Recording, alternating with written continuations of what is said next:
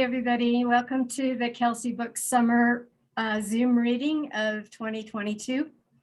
Today with me here are a few team members. We have Delisa, the project manager. I don't know if you can find her. Spotlight Delisa.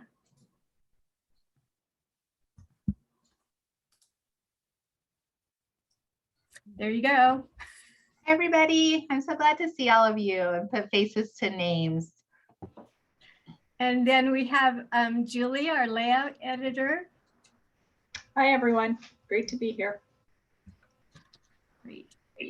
And then we have Olivia, our Zoom tech. She's here to help us. We're going to be starting with Maggie Mackay, who reads for us from Scotland, followed by Delisa, who will introduce the next poets in the program. Maggie? Hi, everybody. Good evening from Scotland. Karen gave me the thrill of my life by accepting my collection called, I hope you can see, A West Coast Psalter. And it was published the turn of the year, December 20 into January 21. And I'm going to read two poems, not very long ones, so I hope that's okay. The first one is about my ancestral namesake, Maggie Mackay, about the middle of the 19th century, dressmaker. Mr. Foles, her landlord, loved the woods of Dalry, Dunduch, Polmadie, Clattershaws. Their roots underpin his bones, he rustles. He speaks of bullfinch canopy, broadleaf flutters and transpiration spills from his lips. Folk seek him out, eased by his love of thrush, gold-pressed, ash, dunnach. He champions the beetle in the crevice of a rotted tree, the tree creeper hidden in bark. The seasons ooze from him in patterns of colour spun from midsummer to midwinter. Maggie crooks around kitchen door with his jacket altered to fit his failing limbs. A pair of brown eyes, his grandson's, meet hers. She stops a while as usual for a chat. He's a young gardener from some grand house down south, beginning his trade. The talk is of parkland, not forest, an ice house, pineapple pits. She relaxes. The men argue the worth of asparagus, the forcing and art of grafting. Pippin and Hessel, their weights that summer, a lake rising from natural springs. Next comes her favourite, a rose garden of 200 varieties, then orchids. She sows a new scene, marriage, beyond her father's holding, beyond Dalry. And the second one's about my great aunt Jessie, who left Scotland after the First War to join her Canadian soldier husband in Saskatchewan. War bride. I board a steamship wider than the Waverley, salty, saltier than the Clyde, the Atlantic's pulling me west.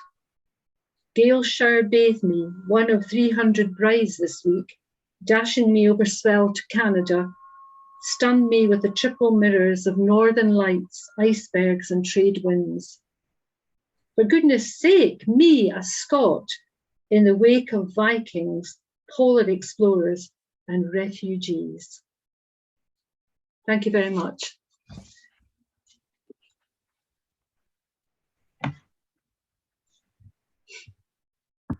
Thank you, Maggie. Our next readers are Kathleen Dale, followed by Bruce Neat and Charisse Hogue. As a child, Kathleen A. Dale had no books of poetry at home and was a first-generation college student in 1963, majoring in what she thought would be medicine.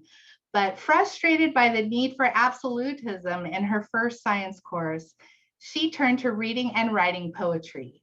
Kathleen's poem, At 70, won the 2022 Kelsay Books Women's Contest, judged by Karen Cargo.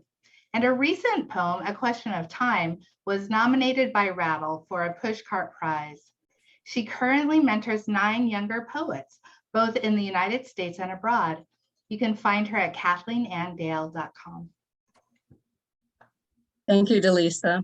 And thanks to Jenna and Karen and everyone else at Kelsay Books and the Orchards who has made this event possible today. It's really an honor to be here. I'm going to start by reading the poem At 70.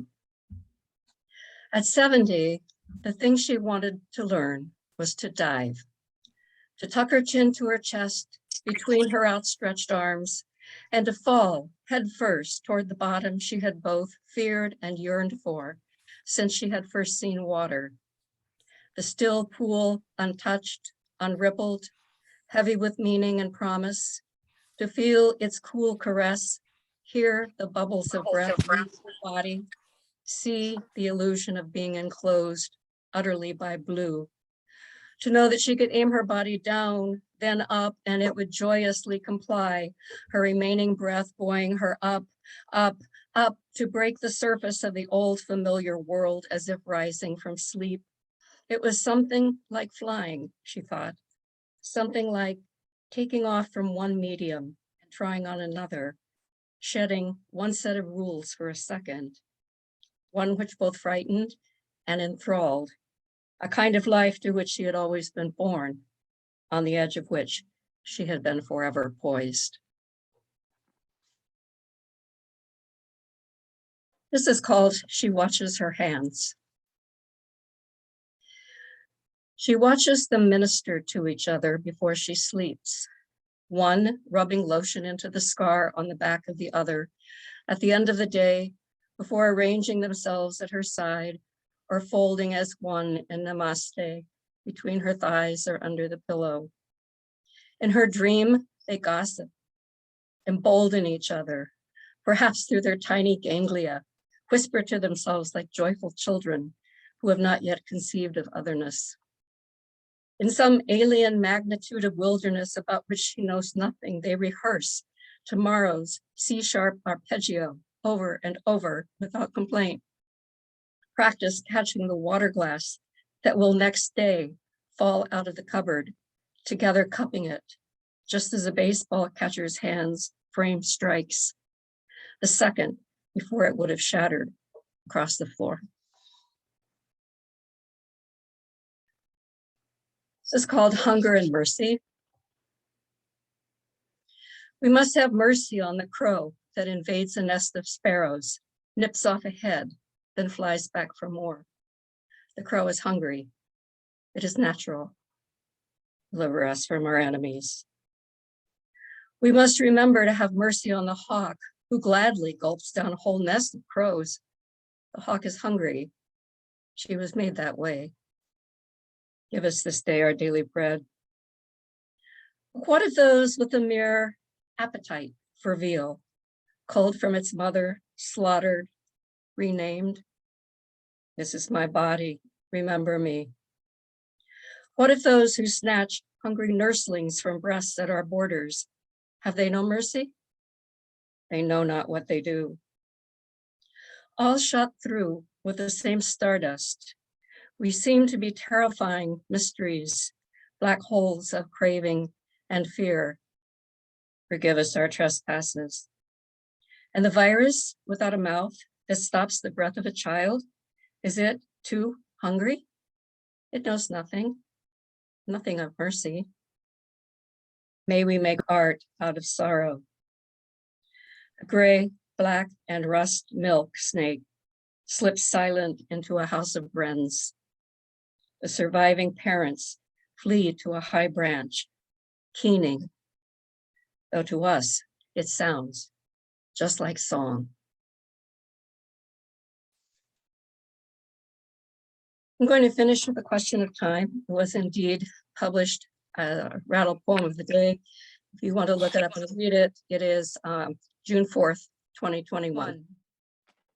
9,000 years seems long, but for the imagination. See a Siberian girl smile as she reaches out to touch the sagittal crest, shaped like an arrow, indicating strong jaw muscles. On the head of a husky, once removed from wolf, panting by the fire after pulling home a sled of reindeer meat. Now, see them both die. You can fill in the cause. Buried in a single grave, discovered just last year. Time, Anglo-Saxon tima, tide, streams through us, modifying species and individuals little by little.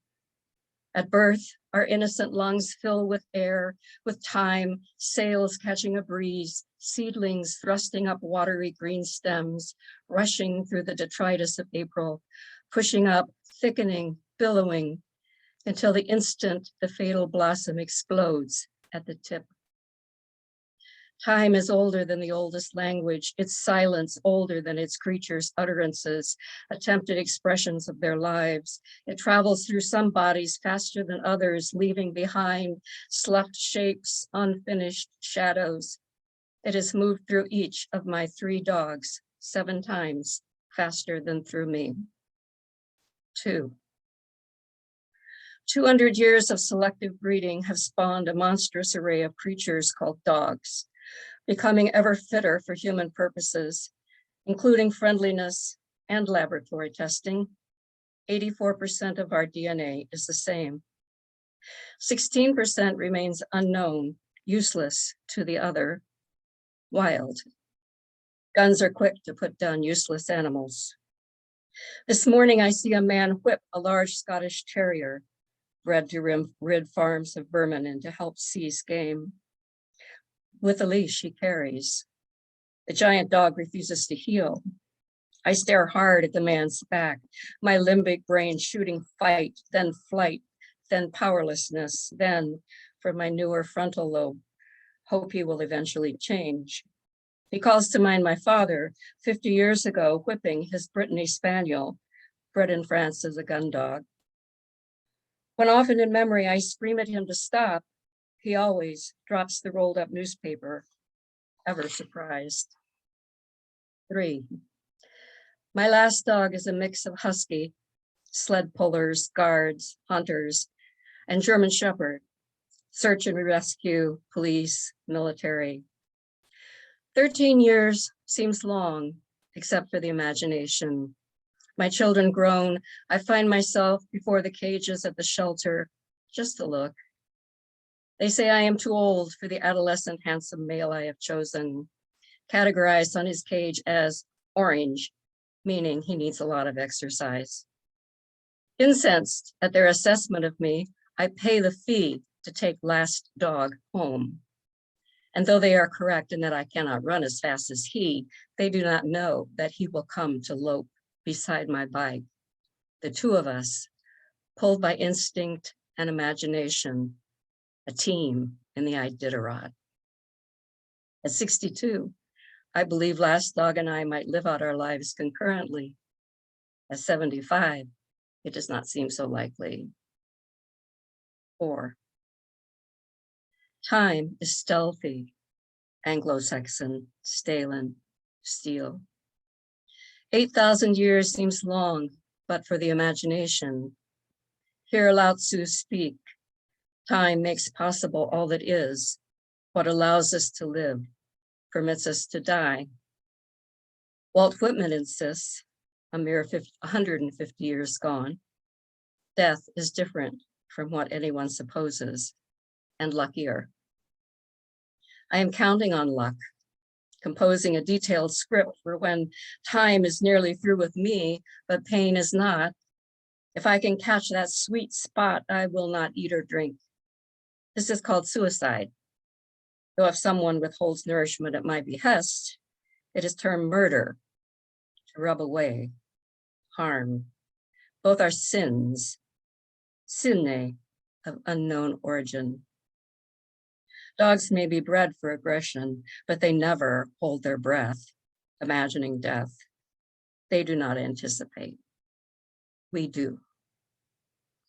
In liver sausage, he never refuses. I hide antibiotics for the sepsis that leaves last dog trembling, feverish after each chemo treatment. The palliative prednisone makes him manic, knocking coasters off the coffee table with his nose in a replay of his puppyhood I never saw. I am patient. I cook meals twice a day, and he eats voraciously, pisses constantly. He is anxious, panting for something I'm not ready to give. Never bred for displays of affection, now he pushes his head into my lap relentlessly, asking. It is just a question of time. Restoring last dog, me, or in fact the earth that together we've explored, to health is out of the question. I compose another script. I will hire his murderer, rely on a stranger with her needle of oblivion to force time to unleash last dog's body as painlessly as possible, leaving me, or we will of course have separate graves, or a time still alive, tended by his completed shadow. This leaves the heavy grief, grave air, to weigh down, afflict, that all of us must carry in proportion to our given length of life, breadth of vision, depth of, what else to call it? Love. Thank you.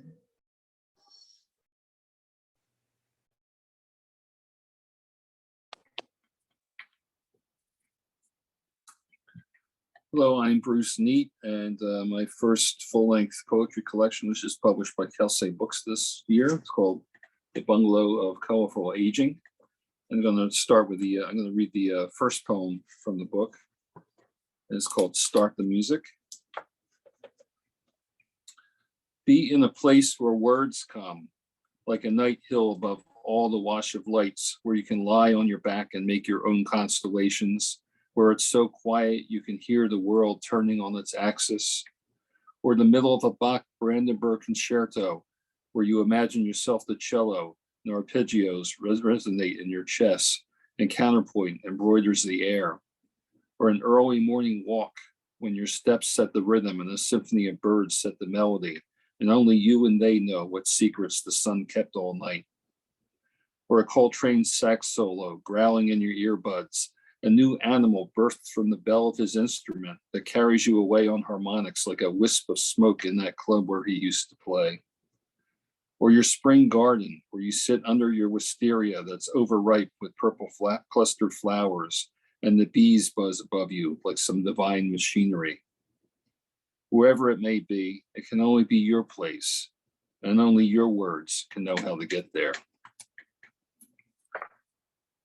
That's the first poem in the book, and I'm going to also read the last poem. The photo from M87, which is dedicated to Dr. Katie Bauman, who helped discover or produce one of the first photos we ever seen of a black hole about 3 years ago. The photo from M87. When everything lined up, your algorithm, the telescope signals, when you displayed your array of hard drives, dozens of them, all housing the bits and bytes and years needed to accomplish this historic task, when the photo went viral, a fiery iris around an utterly black pupil, and people called it many things, like the Eye of Sauron.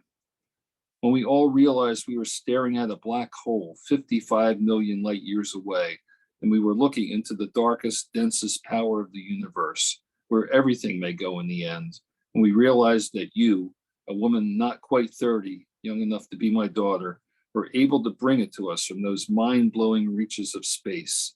And the camera caught you watching a monitor as the image finally assembled, and you held your hands to your mouth, trying in vain to contain your unbridled joy. That's the kind of joy I want. Thank you.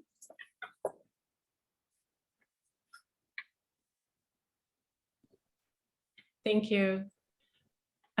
This is Cherise Hogue, and I'm the author of Muse in a Suitcase, which came out last year. So The poem I'm going to read is called Shakespeare and Company. This is an address to a bookstore, of course. Shakespeare and Company. I knew you when nothing was trending in a world without a wide web. Nigh overhead a cobweb dallies in your cathedral of books. Windows the river Seine overlook. Still, how I rushed in the rain homesick. An American in Paris sans Gershwin score. You opened your door.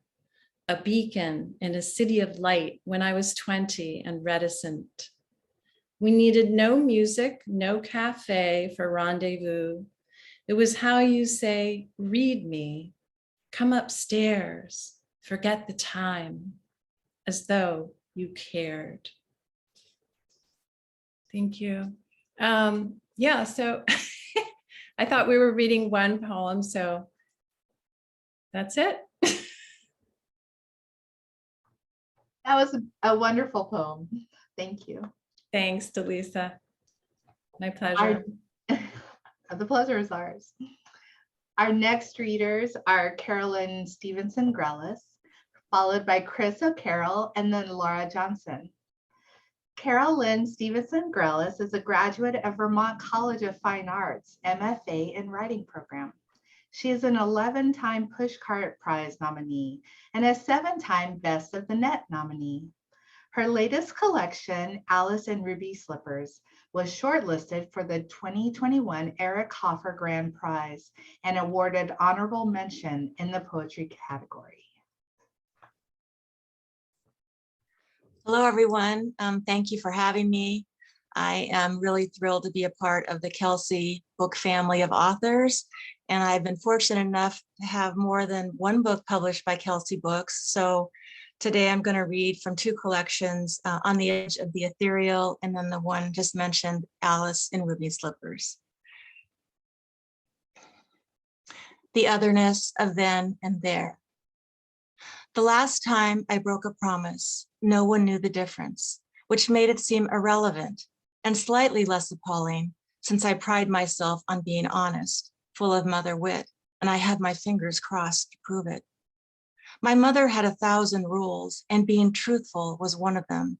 Before she passed, her body curved towards mine, as if she had something she needed to share, and yet she'd lost her voice to speak, which even now seems unfair.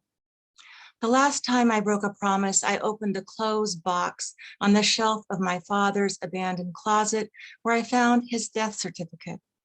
With my most forgiving stroke, as if that paper lied, I drew a perfect line right through the word suicide. I had a friend who sang about summertime. She'd sit at the piano and throw her head back, her mouth so full of song, I could feel her breath reverberate as melody bled from her lungs to mine. This is what it feels like to be happy, I said. The last time I broke a promise, I vowed I'd see her soon, but she died from an overdose before I had the chance. I wonder if I'd had it wrong, thinking she was singing with joy instead of a sorrowing song. I wonder if she suffered some private truth, or if someone said, stop throwing your head back with your song so full of woe, no matter that it's beautiful. I wonder if she died with a litany of secrets buried long ago, and yet I'll never know. The first time I broke a promise, a sparrow had fallen from its nest. I swore I'd nurse it back to health, and yet I put that bird to rest in a pouch of Shalimar perfume, little beak bent, collapsed wings lying in the hollow scented tomb. We wandered through the neighborhood with my battered red wagon all weathered and worn. The wheels screeched, and I cried, thinking, this is what it's like to mourn. I remember it now, like an elegiac dream, for broken promises and all things that have the need to scream.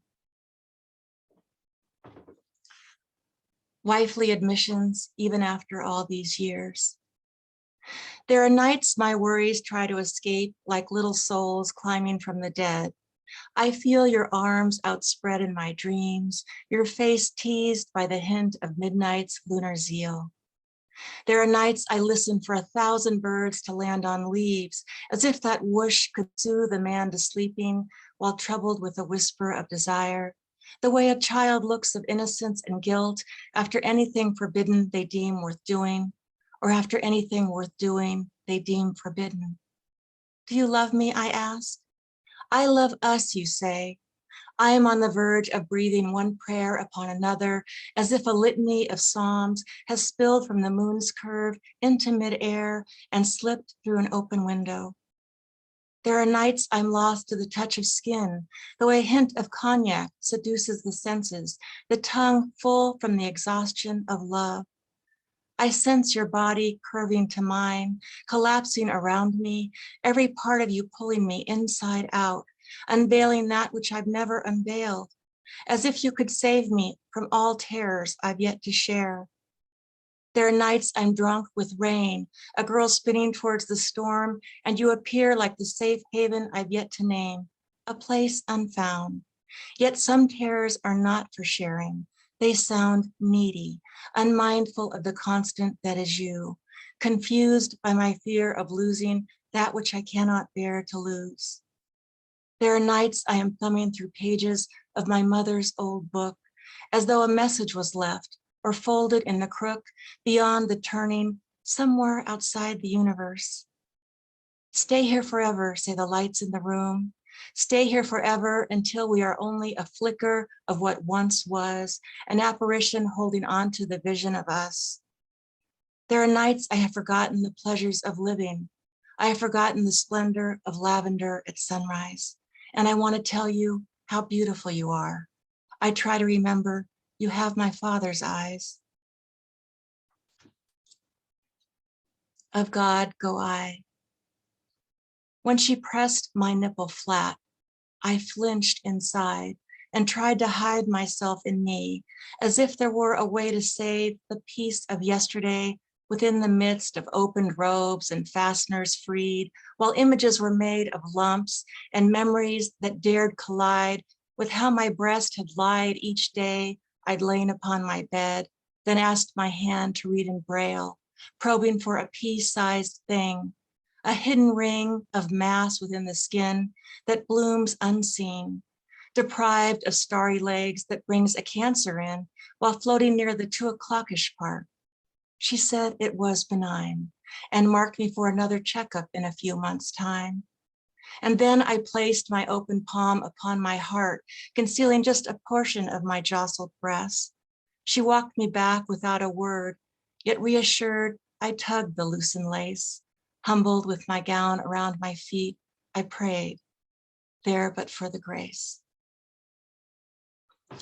Okay, and I'm going to end with these last 3, which are from Alice and Ruby Slippers, which is a book of forms. So they're all form of some sort. Farewell to fear.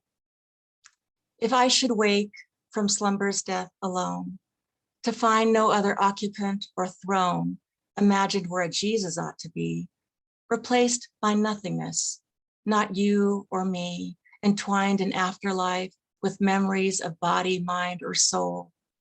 Faith guaranteed defunct. In fact, a useless exercise, believing in a plethora of lies. And yet the only risk in wanting more is overlooking all that's come before, indifferent to this dazzling kind of day where expectations amplify dismay. If earth is only this, I must amend that love is all that matters in the end. Hope against hope. With the epigraph, hold fast to dreams, for if dreams die, life is a broken-winged bird that cannot fly. Langston Hughes. If hope's a thing with feathers, I'd like to rip its wings and make it stay just one more day to sing and sing and sing. Although Pandora locked the jar, its lid screwed tightly shut for reasons of safekeeping, a bit slipped through, an ounce or two, an evil seen as beautiful, a woman's trick, intriguing. Yet in the book of common prayer, since hope's akin to trust, eternity seems promising, to dust, to dust, to dust. Dear swallow, I have only this fine coat to cover me till apple blossoms bloom. A spendthrift now, I'll sell it, guessing spring has entered with your songbird's splendid plume. Adrift, a sailor lost at sea in storming times may grieve, deprived without some anchoring. Believe, believe, believe. In desperate days, I've scrutinized in vain some promised place kept deep within my breast, but spring of hope, eternal's boundless gift, was missing from its case, a hollowed chest. They took my mother's hope away when doctors said no cure. I whispered to a butterfly, save her, save her, save her. And what of all desires pled undone?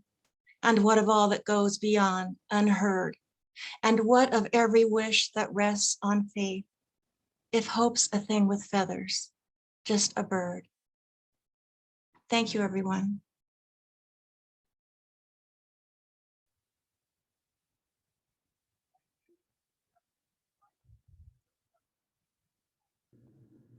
Chris, we can't hear you. Can you make sure you're connected to the audio? Can anyone else not hear? Yeah, you need to unmute. It looks like he is unmuted, but can you then unmute? I think it's maybe an issue with your speakers then. If Check your computer. Volume. mute thing. Like your mic or however you're doing your sound on your end. Still nothing. I'm sorry. Why don't, We could come back to Chris after the break, maybe give you a yeah, let's do that. for sure. Sure. Okay, so who's next? Laura Johnson? Sorry about that, Chris. I wish I was there with you to help you figure it out. Okay, Laura. Hi, I'm Laura Johnson. I'm going to be reading from my book, The Color of Truth, which my daughter, I commissioned my artist daughter to create the painting, which is behind me there for the front. So the poem I'm going to read is called Reflection. 1, The Humans. Stephanie was flipping waffles and I was frying eggs when you kamikazed your reflection, dropped into your awkward, ruffled breathing. Our hysterical hound howled. Aw, he's just stunned. Away with the dog. Let's get him off the ground, into a box, onto the patio table. Raise the umbrella. Who could we call? Drive to Marietta for a woodpecker? We played spa music for you on the way to Marietta and named you Chip after your chipped beak. What if we open the box and he's dead? On cue, you rake talon across cardboard. What if we open the box and he flies around the vet's office? What have you got? A flicker. My signature relinquished you. A woman in a white coat swept you away, box unopened, to a back room. We were eating tacos at La Fonda with Caleb and Amy when I called the vet. The front desk lady checked, said you were on oxygen and stable. I ended the call. We laughed around the table, then settled down, quiet-like, wondered how it would be to be a small feathered thing breathing the oxygen of giants. 2, the bird. Now that it's over, I see the glass that half smacked my life out and the other half flitting away painfully. Now that it's over, I get the cardboard box, your trembling, halting hands lifting me in, the whirring car, the excited white coat voices, the oxygen mask, the cawing veterinarians. None of it made sense then. Confusion and fear flocked and throbbed. But now that I have fledged timeless feathers and swooped into eternity, I see what I was, a flicker fighting my reflection. And if I could drop a note from my spirit foot, I'd help you see how you battle yourself too, how you ride thin, rumbling hope in your own box.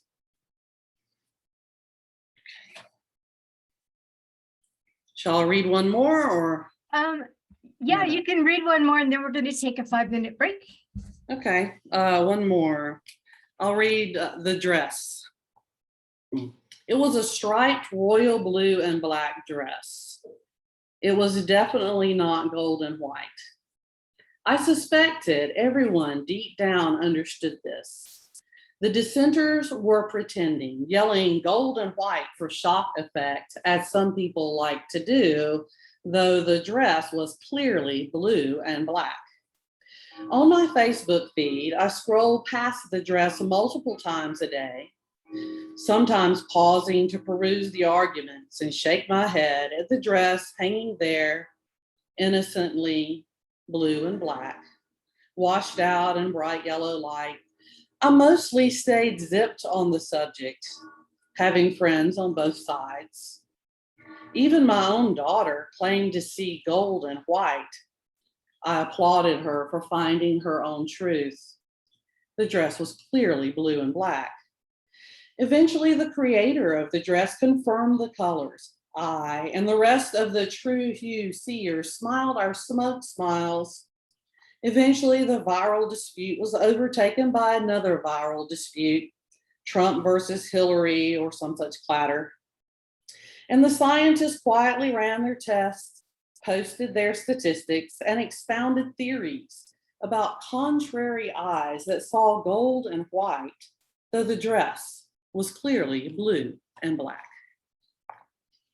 Thank you. Our next readers are Katerina Canyon, followed by Stephen Anderson, Matthew Johnson, and Thomas DeFreitas. Katerina Canyon is a 2021 and 2020 and 2019 Pushcart Prize nominee and a 3-time Montesi Award winner. She served as the Sunland Tujunga, California Poet Laureate from 2001 to 2004. Her latest work, Surviving Home, was a Heartland Review Award finalist and is now available through Kelsay Books. Thank you so much. And I'd like to thank you, Delisa, and especially Karen, so much for believing in this book and supporting it the way you have. And so I have 10 minutes, right? I just want to make sure before I go on a tear. And so the first poem in this book is Involuntary Endurance. And I should also mention that this book is a poetic memoir. So this is essentially my life. Involuntary Endurance. My story is not one revealed with chapter and verse. It is expressed in blood and bone. It is fingernails thrust into back muscles. It is razor blades pressed against flesh. It is told by how the shark swims through the ocean below a school of tuna. And it is not the shark's story. It is the school of tuna searching along the vast, dark, but sunlight speckled ocean while knowing they have everywhere and nowhere in the world to flee. It is the brown bear pulling honey from the honeycomb in order to teach her cubs to survive on their own. It is not the mother bear's story. It belongs to the cubs who wander the forest without her after she sacrificed her life to a boar grizzly to protect them. It is told through hot cylinders of pain that sear experience into the skin. It is told in front of the sharp bayonet that sprays blood red existence against the multicolored palette of the universe.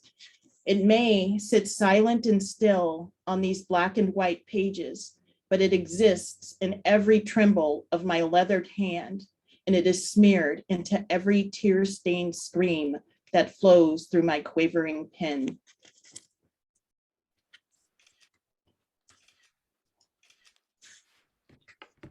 This next one is called Skill.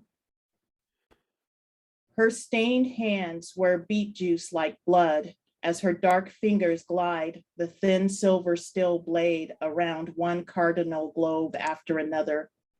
It is difficult to distinguish the difference between skin and flesh, but she does it adeptly.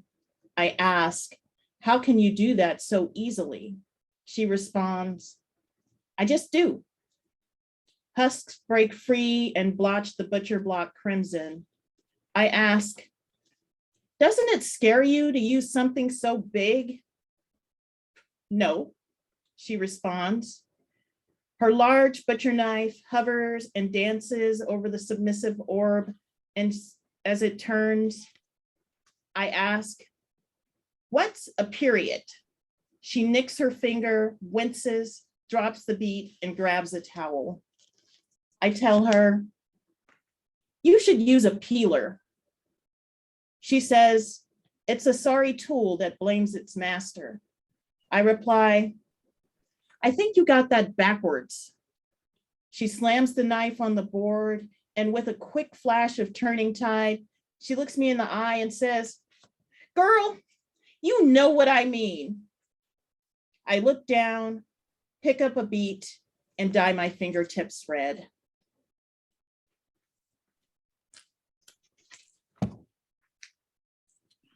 This one is called An Afterthought of a Netflix Show. When my mother was in college, one of her professors said she looked like a Black Carol Burnett.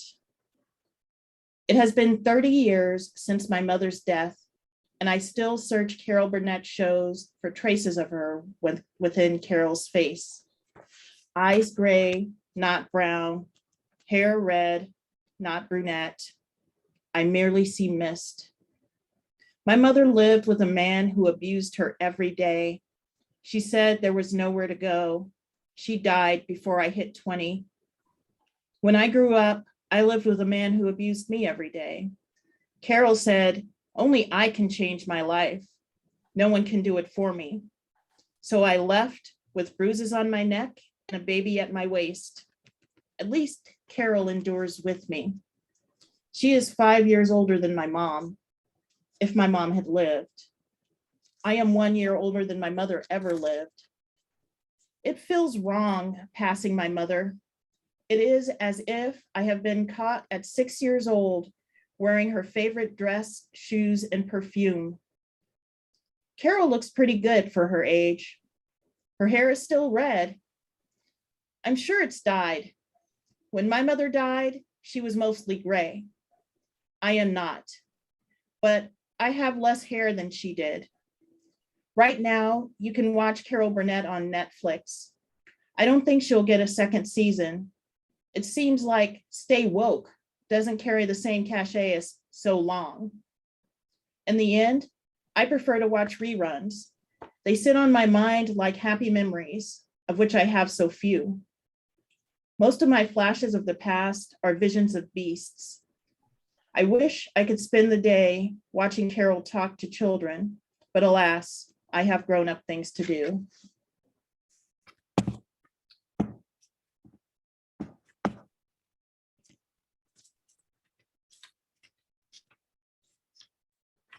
This next one is called All Day Long. In a few minutes, my father will toss the screaming boy into the closet. I will be sent in behind him as a sedative, the autism whisperer, in knee socks and a Snoopy t-shirt. I was always able to contain the rabbit, having once been a rabbit myself before my birth, and I recall the transition, the piercing of the coral shell, the faucet that opened and the hook that broke my character. I should have held tight to my mother's twine. My lock should have tied true. Instead, my framework is cracked. I cannot repair it with plaster or denial, and truth doesn't burnish it either. I hold my brother's hand. I clench my breath. His scream lowers to a bleat. The closed door becomes an ocean, our prison an oasis, just me, he, and the sea, playing hand clap games and we cannot be bound. We are free, I tell him. We are infinite, because I declare it as sister and deity. Our situation is what it is. We are stuck. We can choose whether we are stuck in darkness or in light. You can find both truth and lies in perception. Does he understand me? Autism makes him mute, not stupid. We are free, he laughs. We are free, I laugh. We are free as we clap our hands together and laugh and sing songs of birds tweeting in razzmatazz while he claps and sways. He rocks back and forth. His beat is a hum. Perhaps that was he, or maybe it was I who had the rabbit scream. Who's to remember? So I'll do one more.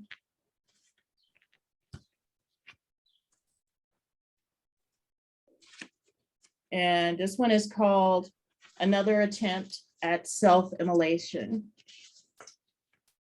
Have you decided to move backwards or forward today? You ask without encouraging consonants. A young disinterested mouse appears approximately 2 seconds later and dawdles along the New York Times, resting at my feet.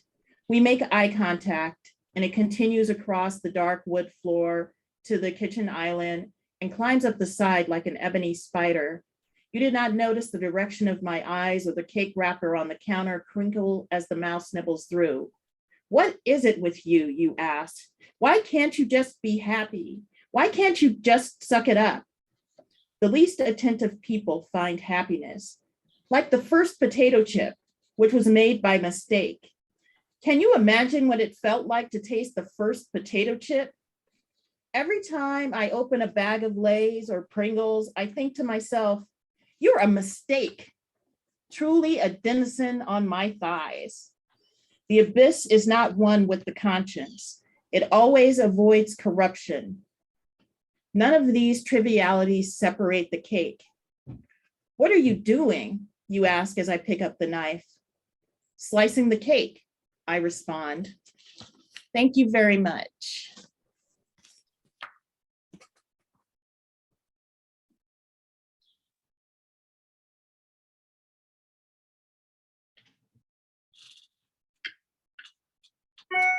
Hello, everyone. It's good to be a part of this reading. It's great to see you again, Karen. A visual image of you and Delisa for the first time. We've corresponded a lot of times, I think. And it's also great to see the other Kelsay authors. I'm Steve Anderson from Milwaukee, and I wanted to read a poem today that's from my newest book, High Wire. The poem is called Burnt Roses.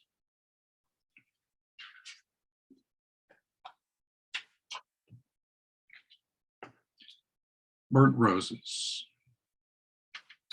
The picture is of a mother doting on the young child she is hugging. The child smiling with the look of promise in his eyes, the one his mother wishes for him. A nice child, bright-faced, looking into the future with his child's vision. His mother in rapture with the promise of it all.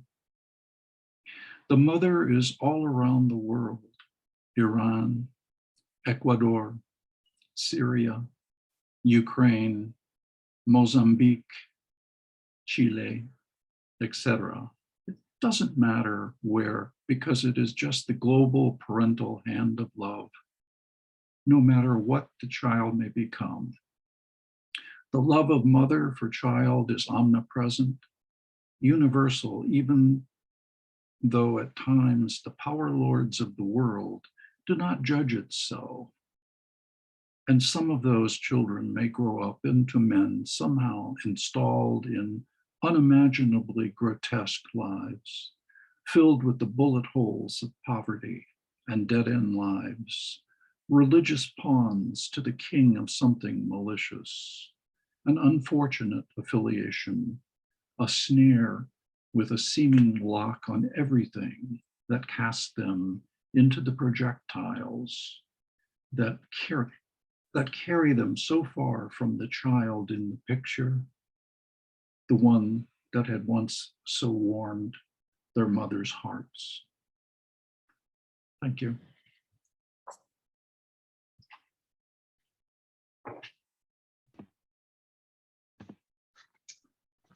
Hi, everyone. I'm so happy to be here. It's been a wonderful experience listening to all the other poets. Thank you, Karen, and your team for setting this up. I'm going to be reading 2 short poems. One is from my book, which went through Kelsay Books, Shadow Folk and Soul Songs. And this poem is called Where Will We Go for Pizza? If you were to grant me gambling, romantic nights, when the evening feels like a shining youth anthem blur, and we converse with the crescent moon and half-dressed prostitutes bound to gobble me up with their smiles, I would gladly leave it all if I could wrap my hands on a thin crust slice. Dear quaint midnight city, when your lights and bartenders are pumping with all their might, and your policemen watch over the avenue stumbling home, I would gladly change the channel and blind the curtain drape if I could stretch $3 into 2 folded slices. And the second poem I'm going to read, it was published this year in Up the Staircase Quarterly, and it's called Jim Tells Huck Finn a Bedtime Story. The raft is a magic carpet, and we are pirates. Independent I am made. In the river, raising 10 or 12 days, far over any banks and dams, ascending so high that on the way up, we're plucking apples from the top of trees, and we hear the songs of the birds diverge as they fly their separate ways. And upon seeing that golden horizon, pelting us so brightly that it's not blinding, but it's a light, like the face of God, that it opens our eyes, and we forget our bitter histories and all of Mississippi. Thank you.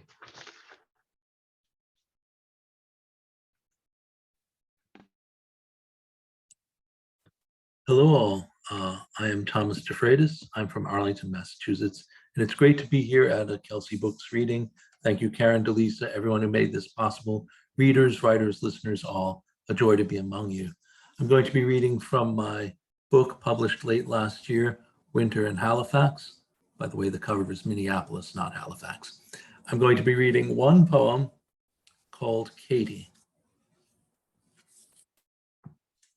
Katie would listen to sparrows preaching, would swim in shimmering heat with seagulls, would gather pebbles of many shapes and colors. She'd puff away the seeds of the bobbly dandelion.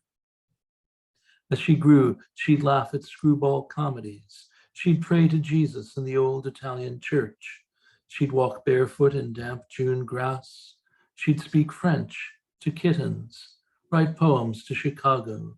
She'd scrutinize the ladybug and bless the drenching rain. Katie would sing and play and breathe. She'd hum and croon with Joni Mitchell, would lazily sway through Carolina fields, would let the wind whip her long hair wild. She'd joke with saints, hold hands with sinners. She'd banter with butterflies. But that was before. Oh, Katie was a grace, a woman of wonder, a spirit of surprise. But she married a man with a heart like a fist, and that was the end of the Katie I knew. Thank you so much for listening.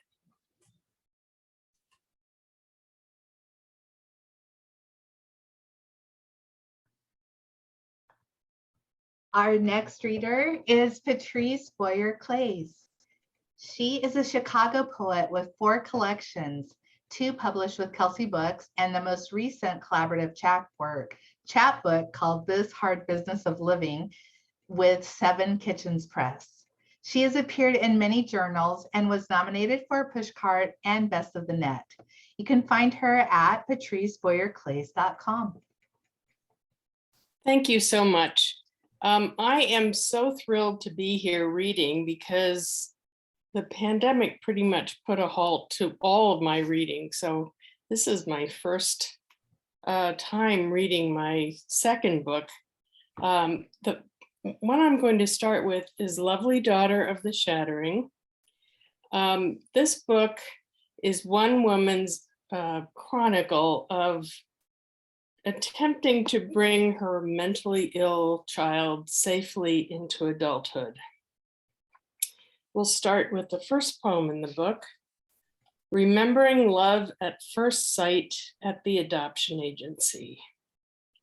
Your eyes all mine, my heart nearly fluttering, flickering, and then fully ablaze, like glass fired to gold before it breaks. I remember the colors. I can hear laughter in the background. Expansive song. Intro to happiness. Everything from you. I must have thought so once. Above the wound, you were a fancy dancer, like the open sky, like light. Girl with over red lips, all elbows and bangles. We're in this thing like leaves, like sandwich halves. Neither of us live without the other. I am humbled by the size of your grief. We'll now move into adolescence, which was a very turbulent time. Squad cars. Yes, 3 squad cars came. 6 bulletproof police climbed our stairs. The white static of their radios crackling in the smoke-tinged air. Yes, she bruised my wrists, resisting, gripped my rings, grabbed jewelry by the fistful, flinging the golden chains to the closet floor. And yes, I pulled her down to make it stop. The black-rimmed, streaming eyes and screams. And yet I only fueled the fight, begun when she had set her songs on fire. The flaking, black-edged paper dying in the trash. My husband's fear turned to stone. He phoned in the troops, brought their sharp-eyed scrutiny, the solitary ride to probing strangers, shiny halls. I like to read this next one every time I read from this book because it presents other members of the family and the fact that everyone in the family with a mentally ill child needs to look at themselves and do their own changing. The Leap. We sat in the diner, knee to knee, you framed in fur with cheeks red from excitement and the cold. Off campus, after half a year of forced removal, to an old ski resort turned boarding school for those who didn't grow straight. You read the papers I spread before you, forms that asked for commitment and change, courage to love yourself. How could I know you also needed my plunge, my release of every hoarded fear and scraped out dream, the free fall screaming yes of naked faith to bring our fragile spirits both to grace. I'd like to now read from my second book, The Machinery of Grace, also with Kelsay. This book is all centos. Centos are poems that are collaged And in this case, I choose different lines, one line from each poet, from all kinds of poets. And I kind of, it's like making a puzzle. I just fit the pieces together and I come up with something that is surprising to me. And oftentimes a little deeper than I think I would go on my own. This book is about the loss of my mother, the grief process, memories of my childhood, and finally, the reemergence into appreciating and enjoying life once again. Bedside vigil. What I can tell you is death also stopped. Fanned out like wings under her arms, moving between the first world and the second into time, flame. In order to tell you about it, I kneel beside what power is at work, drenched there, dew on the knuckle. How else to encompass both the crying and those gold wings folded like cloth? Before our eyes, a dreaming with open eyes until the shell of her was blank. And yet we took some shining thing inside us that has the importance of beauty, music now, the great drum turning and the spirit hissing away.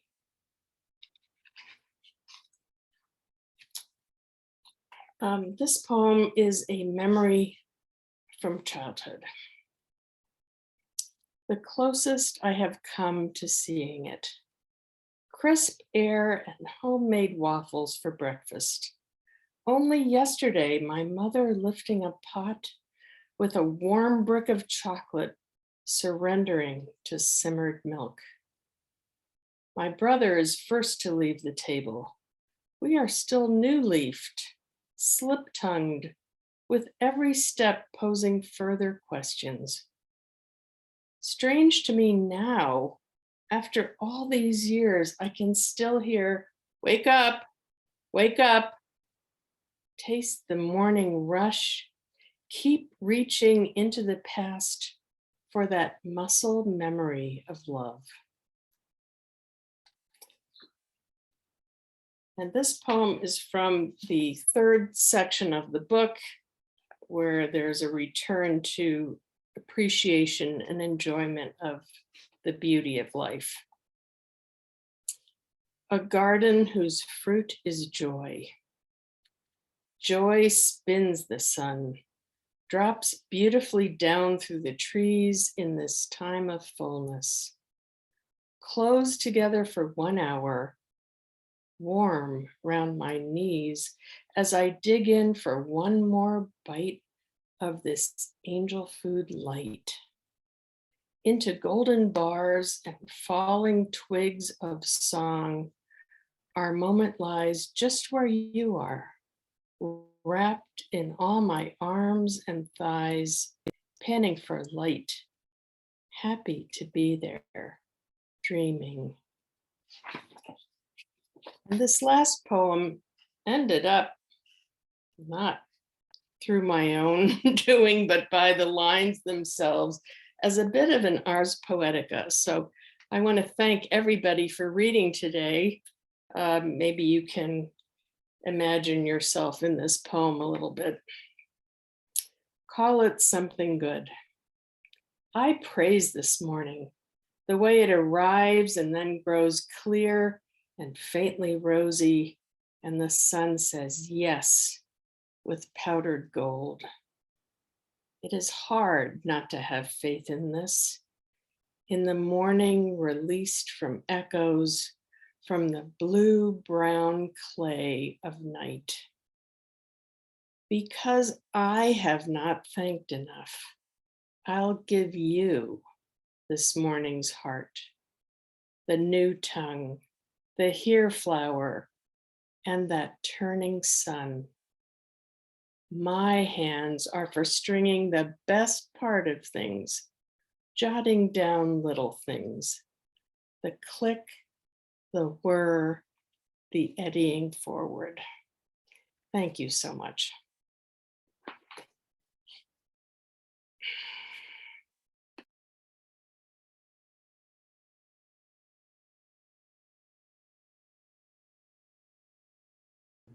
Oh, you're muted.